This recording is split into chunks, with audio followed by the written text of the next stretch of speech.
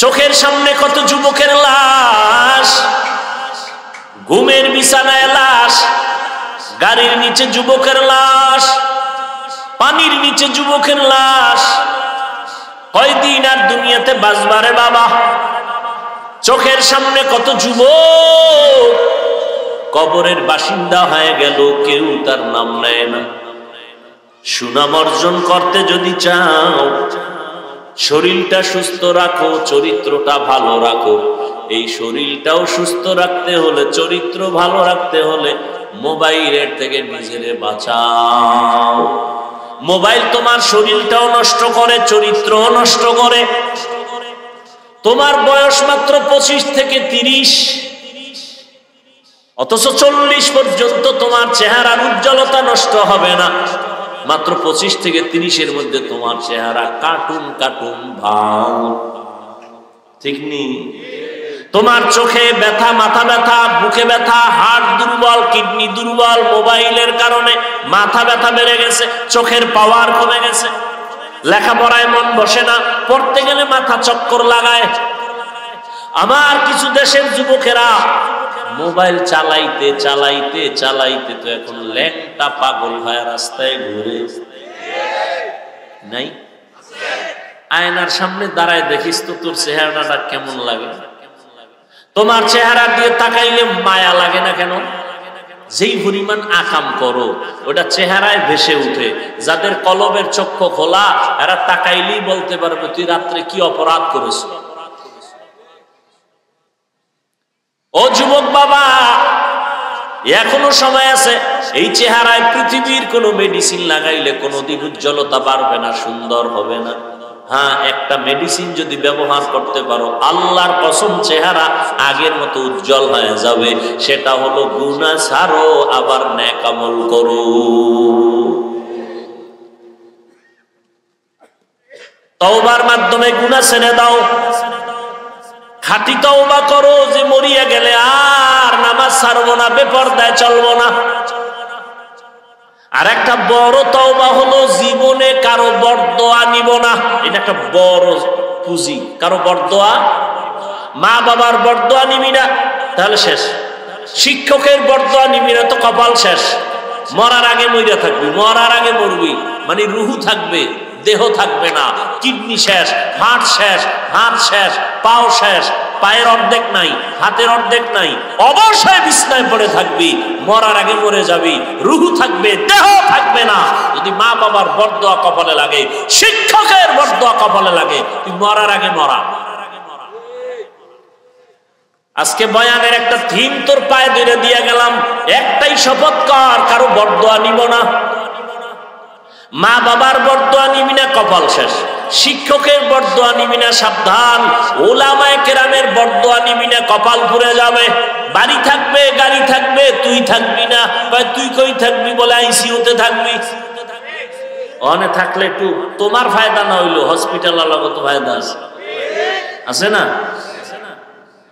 কথাগুলো তুমি হেসে হেসে বাতাসে উড়াই দিও না। একটা শপথ করো যে ইনশাআল্লাহ যতদিন হায়াত পাই, হায়াতের মালিক, সম্মানের মালিক, রিজিকের মালিক। মানুষের পিছে ঘুরো কেন? সম্মানও আল্লাহ দেয়, রিজিকও আল্লাহ দেয়, ইজ্জতও আল্লাহ দেয়, হায়াতও আল্লাহ দেয়। মানুষের পিছনে গোলামি করো কেন? কই করোনা গেল, হুজুরেরা না খায় মরছে। স্কুল বন্ধ, কলেজ বন্ধ, ফ্যাক্টরি বন্ধ, গাড়ি বন্ধ, দোকান বন্ধ, সব বন্ধ। একটা মাদ্রাসাও তো বন্ধ হয় নাই। কোন হুজুর তো ভিক্ষাও করে না, না খায় মরি টাকা দাও। তুমি তো মাস্কের উপরে মাস্ক লাগাইছো, করোনা করোনা। আর হুজুরেরা তো ওই লাশগুলো কান্দে নিয়া, গোসল করাইয়া, কাফন পরাইয়া, জানাজা পরাইয়া দাফন করাইছে শত শত করোনার লাশ। কই হুজুরেরা তো করোনায় কেউ মরে নাই।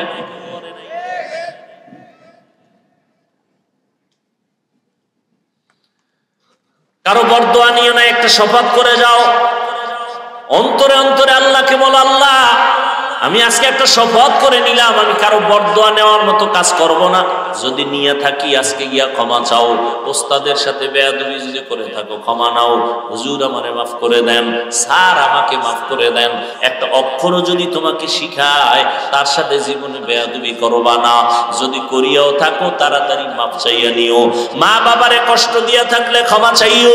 আলেম ওলামাদের বিরোধিতা যদি করিয়া থাকো আমার আল্লাহর আরশে আজিম কেঁপে উঠবে। যদি গোপনে কিছু করিয়াও থাকো গোপনে ওই আলেমের কাছে যেয়ে ক্ষমা চাইও। কারণ কিছু বান্দাদের বরদোয়া করা লাগে না, অন্তরে কষ্ট আসাটাই বড় বরদোয়া। লিকুল্লি শাইইন জিনাতুন ফিল ওয়ারা ওয়া জিনাতুল মারই তামামিল আদাবি আজ খুদা খাহি মে তৌফিক আদব আদব মাহরুমে গাশত আজ ফজলে রা। আল্লাহর কাছে তওবা করে নাও রে যুবক। তোমার মতো যুবক তাকায় দেখো, জীবনে কোনোদিন মাদ্রাসায় পড়ে নাই, স্কুল কলেজে পড়ে, চাকরি করে, ব্যবসা করে, শ্রমিকের কাজ করে, নদীর মধ্যে মাছ ধরে, জমিনে চাষাবাদ করে, গাড়ি চালায়, ড্রাইভার, এক বেলার নামাজও বাদ দেয় না। আছে না নাই? তোমার কপাল এত খারাপ কেন? কার অভিশাপ লাগছে যে তুমি পড়তে পারো না নামাজ? RAB, army, police, BDR, doctor, professor, engineer 5 বেলার নামাজ পড়ে, তুমি কেন পারো না রে বাবা? এখনো সময় আছে, তওবা করে নাও। রাস্তায় গাড়ি চালায়, ড্রাইভারি করে, আজান হয়ে গেছে, গাড়িতে তালা লাগায়, মসজিদে নামাজে ঢুকে গেল, তুমি কেন পারো না রে বাবা? ও বুড়া বাবাজিরা, আপনার মতো বুড়া মানুষ হাতে লাঠি নিয়ে মসজিদে গিয়ে নামাজ পড়ে, আপনারা কেন পারবেন না? ও পর্দার আড়ালের আম্মা জান বোনেরা, আপনাদের মতো কত মা, কত বোনেরা পর্দা রক্ষা করে চলে, স্বামীর মাল হেফাজত করে, মোবাইলে সময় নষ্ট করে না, নামাজ ছাড়ে না, পর্দার বাহিরে চলে না, নবীর তরিকায় চলে। ও মা, আপনারা কেন পারবেন না? ও বোনেরা, আপনারা কেন পারবেন না? আল্লাহ তো তওবার দরজা খুলে ডাকতেছেন, এখনো সময় আছে, তওবা করে নেন। মরিয়া গেলে যাব। ও আল্লাহ, হায়াতের মালিক তুমি, ইজ্জতের মালিক তুমি, রিজিকের মালিক তুমি। শয়তানের ধোকায় পড়ে জীবনে কত নামাজ ছাড়লাম, কত বেপরদায় চললাম, কত গুনাহ করলাম। আজকে থেকে তওবা করে নিলাম, মরিয়া গেলে যাব, আর নামাজ ছাড়বো না, আর দাড়ি কাটবো না, মা বাবার সাথে বেয়াদবি করবো না, মুরব্বী উলামায়ে কেরাম, শিক্ষক যারা, তাদের সাথে কোনোদিন বেয়াদবি করবো না, আর কোনোদিন নবীর তরিকার বাইরে চলবো না। উলামায়ে কেরামের পরামর্শ নিয়া, মা বাবার দোয়া নিয়ে সামনে চলবো। তওবা করার মতো যদি কারো অন্তর তৈরি হয়, দুটো হাত আমার আল্লাহকে দেখাইয়া দাও। আয় আল্লাহ, হাতগুলো কবুল করে নেন, তওবা কবুল করে নেন। তওবার উপরে মজবুত হইয়া চলার মতো তৌফিক আমাদের দান করেন। বিসমিল্লাহির রহমানির রহিম। ওয়াল আসরি ইন্নাল ইনসানা লাফি খুসর ইল্লাল্লাযীনা আমানু ওয়া আমিলুস সালিহাত ওয়া তাওয়াসাউ বিল হাক্কি ওয়া তাওয়াসাউ বিস সাবর। তরজমা বলে ফেলেছি, এবার সংক্ষেপ কিছু ব্যাখ্যা। আল্লাহ সূরার শুরুতে কসম করলেন, শপথ করলেন, আসরের শপথ। এইরকম আল্লাহ বিভিন্ন জায়গায় শপথ করেছেন। লা উকসিমু বিয়াউমিল কিয়ামাহ ওয়া লা উকসিমু বিন নাফসিল লাওয়ামাহ ইযা ওয়াকাতিল ওয়াকিআ লাইসা লিওয়াকাতিহা কাযিবা ওয়াত তিনি ওয়াজ যাইতুন ওয়া তুরি সিনিন ওয়া হাযাল বালাদিল আমিন ওয়াদ দুহা ওয়াল লাইলি ইযা সাজা والسماء ذات البروج واليوم الموعود وشاهد ومشهود والشمس وضحاها والقمر إذا تلاها والنهار إذا جلاها والليل إذا يغشاها والسماء وما بناها والأرض وما طحاها ونفس وما سواها ফাআলহামাহা ফুজুরাহা ওয়া তাকওয়াহা। আল্লাহ বারবার শপথ করলেন, সূর্যের কসম, সূর্যের আলোর কসম, রাতের কসম, রাতের অন্ধকারের কসম, তারকারাজির কসম। সূর্য চলে যেই পথে বুরুজ, ওই বুরুজে বিশিষ্ট আসমানের শপথ, চাষতের সময়ের শপথ, তিনের কসম, জৈতুনের কসম, তুর সিনা, তুর পর্বতমালার কসম, নিরাপদ শহর মক্কা নগরীর কসম, ওয়াল আসর, আসরের কসম। আমরাও মাঝে মাঝে কসম করি, করি না? আমরা কসম করি সন্দেহ দূর করার জন্য। আমার কথাটা এমন কয় না, মানি না, কয় কসম, কত মানি। আল্লাহ শপথ করলেন কেন? কোরআনে সন্দেহ আছে দূর করার জন্য। আল্লাহ বলেন লা রাইবা ফীহ, কোরআন এমন একটা কিতাব ১৫০০ বছর হয়ে গেল, আজ পর্যন্ত আল্লাহর চ্যালেঞ্জ দিয়ে দিয়েছেন, কোনো ভুল নাই। বহু পণ্ডিতেরা ভুল বের করার জন্য ১৫০০ বছর পর্যন্ত অপচেষ্টা করলো, একটা ভুল বের করতে পারে নাই, বরং কালেমাওয়ালা মুসলমান হয়ে গেছি।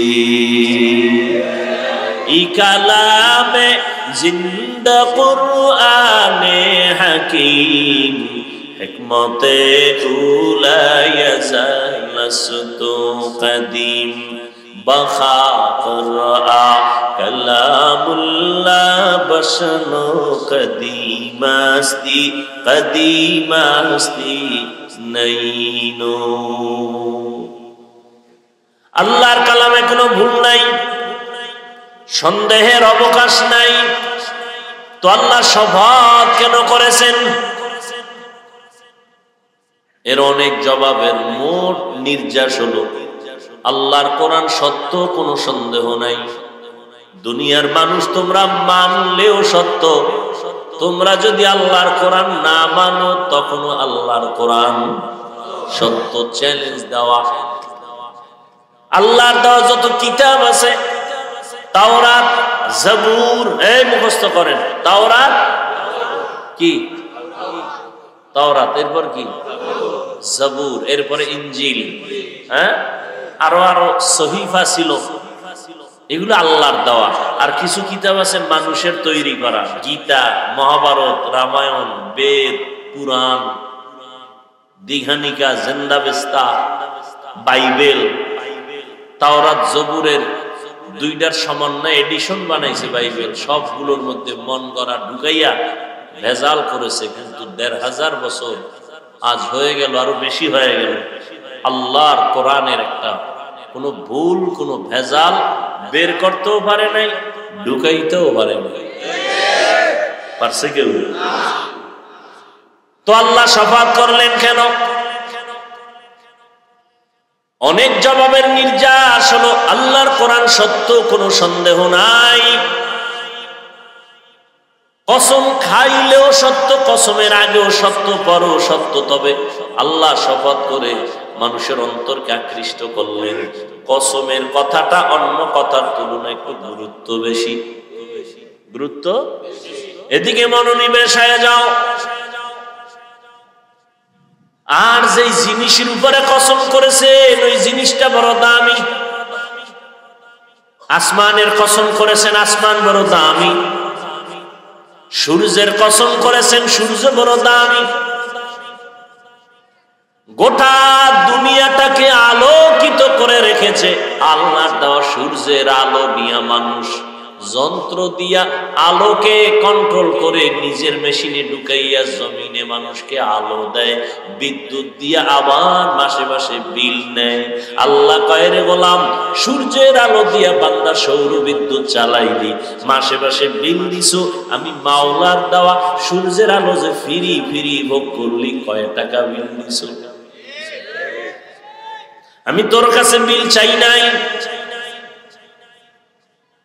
অক্সিজেন দরকার, হসপিটালে দৌড়ায় গেছো, অক্সিজেন নাই, নিঃশ্বাস বন্ধ, পাইপ লাগাইয়া অক্সিজেন দিল, মিটারে, কম্পিউটারে, মনিটরে বিল উঠে গেল, এত লক্ষ টাকা দাও, 1-2 ঘন্টা অক্সিজেন নিয়েছো, আর আমার মাওলার দেওয়া অক্সিজেন ভোগ করছো, কয় টাকা বিল দিছো? ওয়াসার পানি ব্যবহার করো, সরকারের বিল দাও। বোতলের পানি কিনে খাও,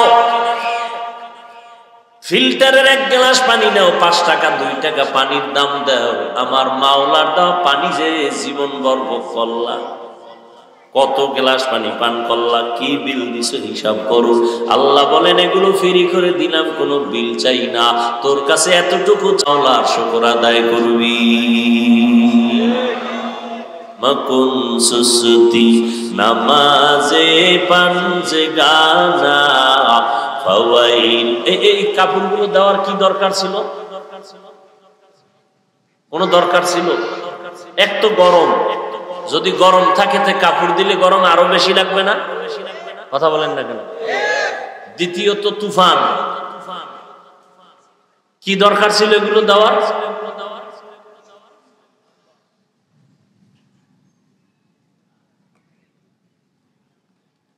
হুদা খরচ করবে, কি বলবো? বললেও ভেজাল, না বললেও ভেজাল। কতটি গেট লাগাইবো? থামো, রাস্তায় গেট লাগাইবো 4-5টা, লাল নীল বাতি দিবে, দুনিয়ার টাকা খরচ, গরু কেটে খাওয়াইবো খরচ, আসল জায়গায় খরচ করবো না।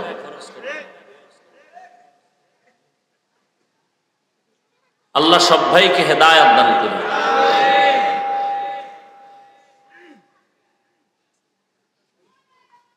ভাইরা আমার,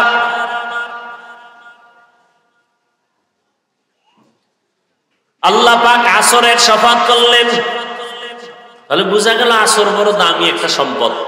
3-এর শফাত করলেন, 3 বড় দামি একটা ফল।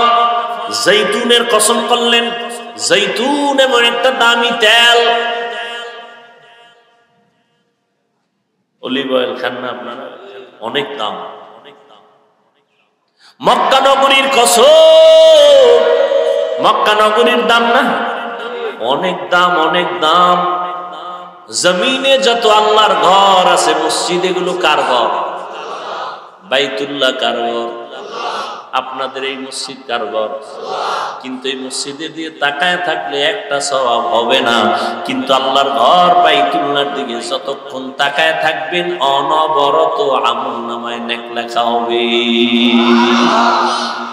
ইন্না আউওয়ালা বাইতিন উযিআ লিন-নাসি লাল্লাযী বিবাক্কাতা মুবারাকাও ওয়া হুদা মুবারাকাও ওয়া হুদান লিল আলামিন।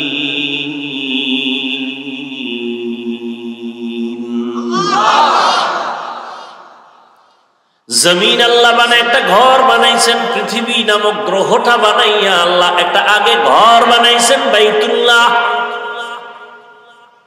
এটা এমন একটা ঘর, এর দিকে তাকায় থাকবেন সওয়াব। জমিনের মধ্যে আরো দামি দামি ঘর আছে, এত সুন্দর, যেমন আগ্রার তাজমহল আছে না? অনেক মানুষ দেখতে যায়। আমাদের বরিশালে আছে এক মসজিদ, টাঙ্গাইলে আছে বিশাল মসজিদ, বিদেশি পাথর দিয়ে বানানো। যতই সুন্দর টাকা লাগাও কোটি কোটি, একবার তাকাইলেও কোনো সওয়াব হবে না। আর বাইতুল্লাহ যতক্ষণ শুধু তাকায় তাকায় দেখবা আল্লাহর ঘর, নবী বলেন অনবরত আমলনামায় সওয়াব আর সওয়াব। আতিনা ফি দারে দুনিয়া না হাসান, আতিনা ফি দারে উকবানা হাসান, ইয়া গিয়াসাল মুস্তাগীসিন ইহদিনা লিফতিখারা বিল উলুমি ওয়াল গিনা। তুর সিনার কসম, তুর পাহাড় বড় দামি একটা পাহাড়, যেখানে আল্লাহ পাক মুসা নবীর কিতাব দান করেছেন। বনি ইসরাইলের জন্য আল্লাহ পাক আসমান থেকে ডাইরেক্ট খানা পাঠাইছেন, খানা। আর আমরা খানা খাইতে কত কষ্ট, খাইতেও কষ্ট, অ্যারেঞ্জ করতেও কষ্ট। আর আল্লাহ বনি ইসরাইলের আসমান থেকে ডাইরেক্ট বৃষ্টির মতো জমিনে আসতো হালুয়া, কুয়াশার মতো দেখতো যে খানা বের হয়েছে, আর পাখির বুনা গোস্ত, আস্তা পাখি বুনা হয়ে পড়তেছে বৃষ্টির মতো। বনি ইসরাইল এত বড় চালাক ছিল, নষ্ট চালাক। আল্লাহ সতর্ক করে বলছিলেন, এই নবী, উম্মত যেন চালাকি কইরা আজকের মজা পাইয়া রাইখা না দেয়, কালকে খাবে বইলা আমি ডেলি বাড়াবো। ওরা খাইয়া কিছু মজা পাই, সব খাইস না, কাইল খামে। পরের দিন আসমান থেকে খানা বন্ধ। নবীজি কয়, মুসা নবীর উম্মত যদি পায় তা আমারটাই পাইবে আরো বেশি। এটি এত বেশি বেদবি করছে এই বনি ইসরাইলের গোষ্ঠীটি, যে কারণে আমার উম্মতের কিসমতটাও বন্ধ হয়ে গেছে। পৃথিবীর নিকৃষ্ট নিমক হারাম বনি ইসরাইল। নিমক হারাম বুঝেন? নুন খায় গুণ গায় না। আল্লাহর নুন খায় যারা গুণ গায় না, এরা কত বড় নিমক হারাম।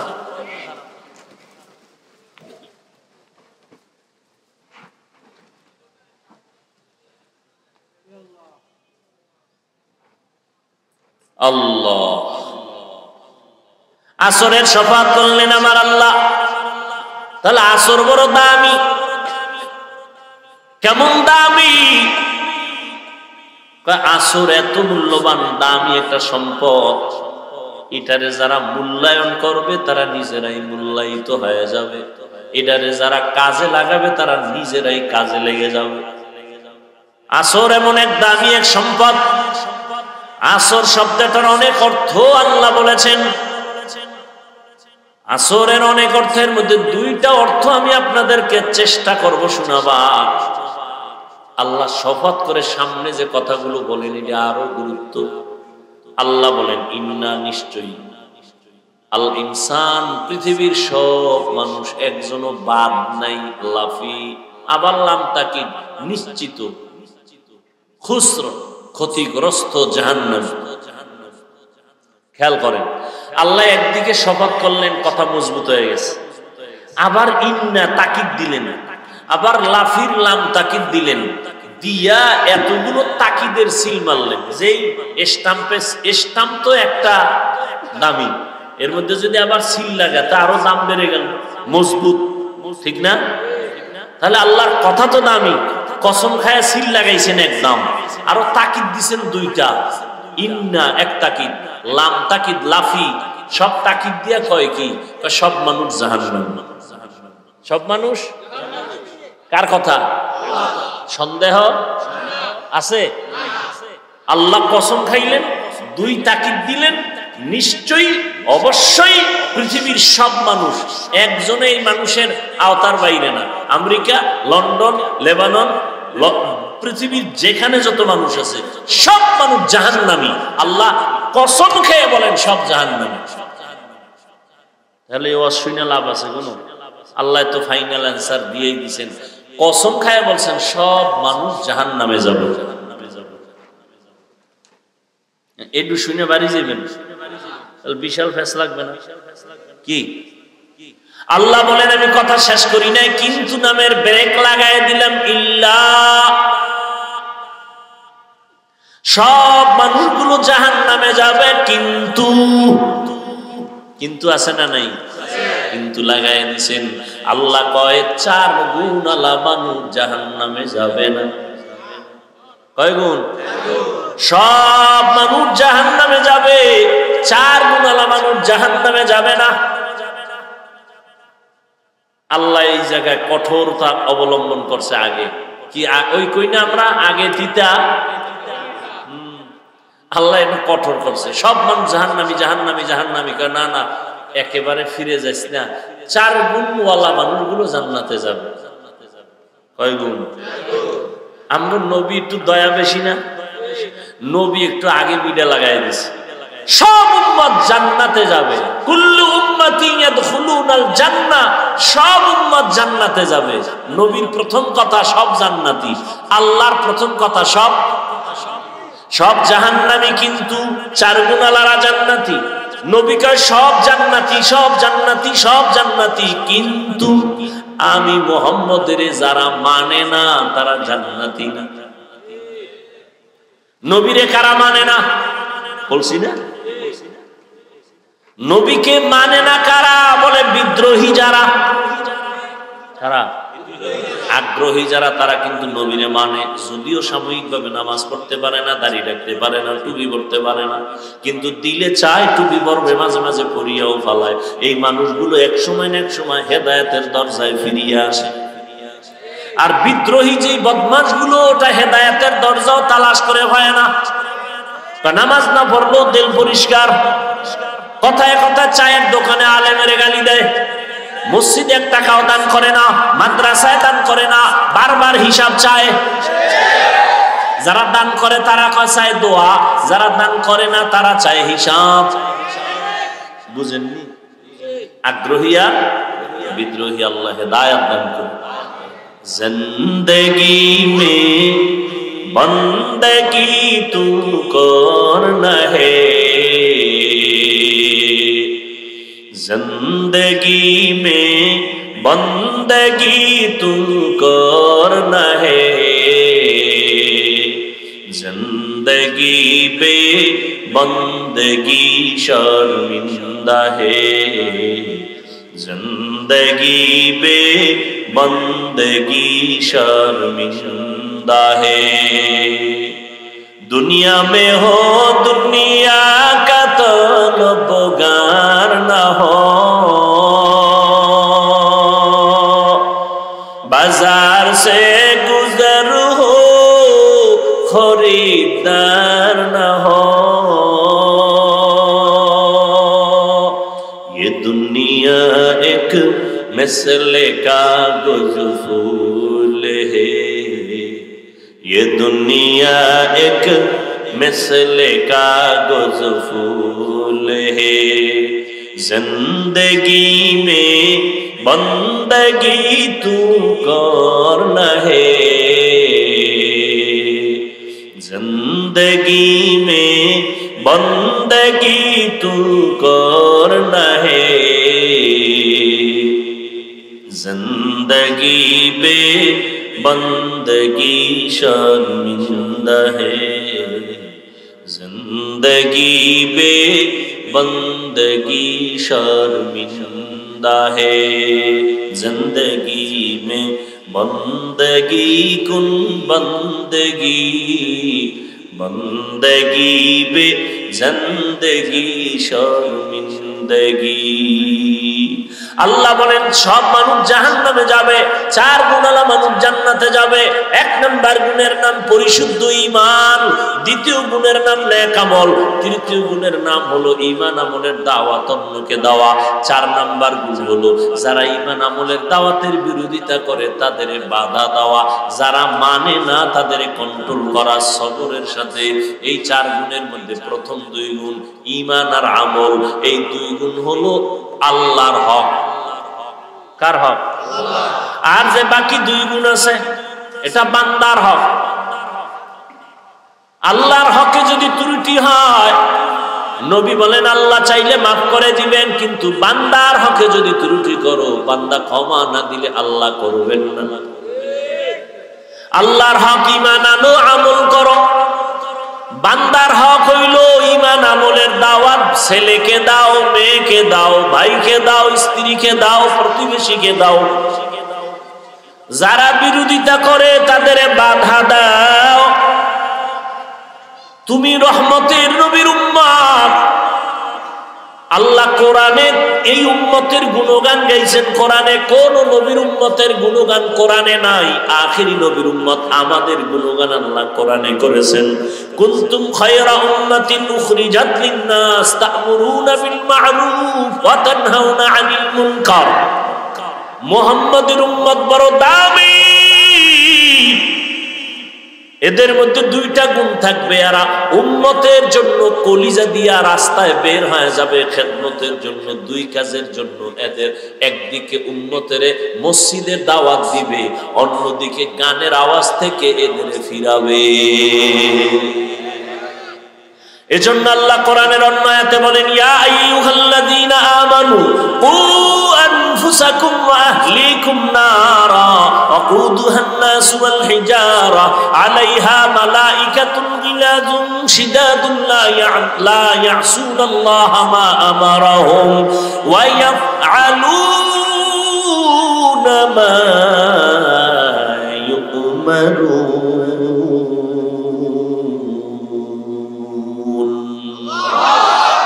ও মুমিনেরা, জাহান্নামের আগুন থেকে নিজেকে বাঁচাও।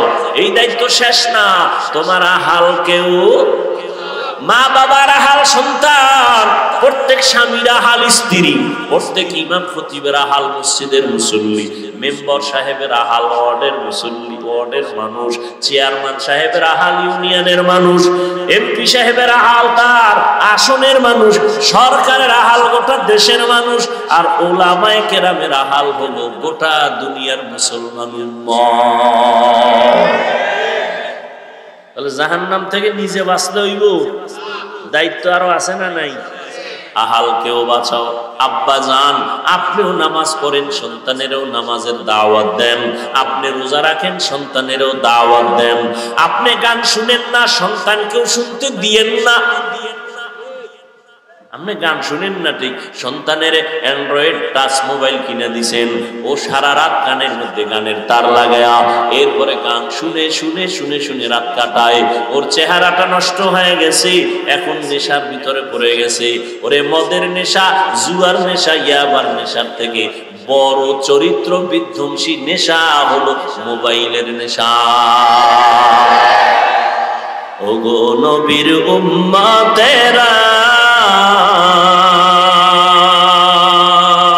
হয়ে আজি দিশাহারা, কোরআন হাদিসের চলো যখন যাহা চায় মনে, নবী বিনে কে তরবে পুলসিরত মিজানে, নবী বিনে কে তরবে পুলসিরত মিজানে।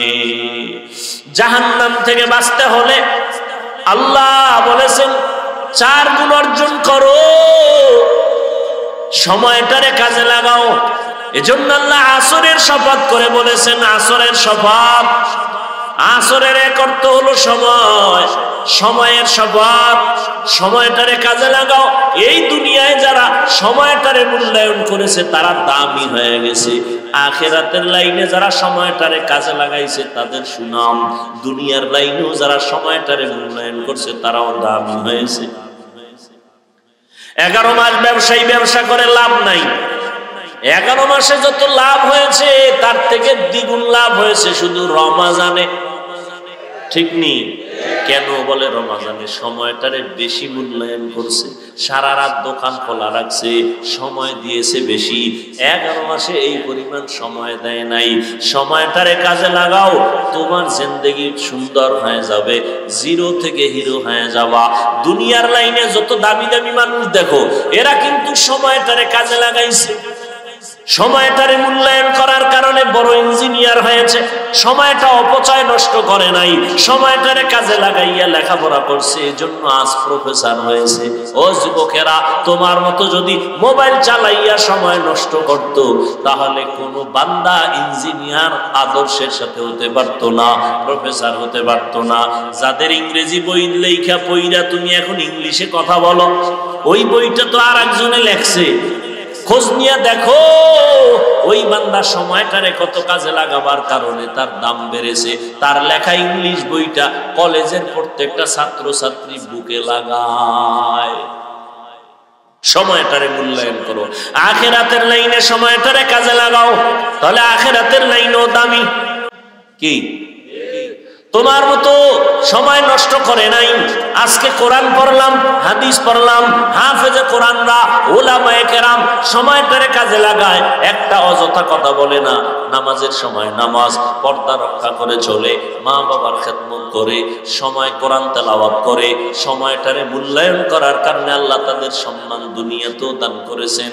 দুনিয়াতে যা পাইতেছে কোরআনওয়ালারা পায় বোনাস, আসলটা পাবে কিয়ামতের দিন।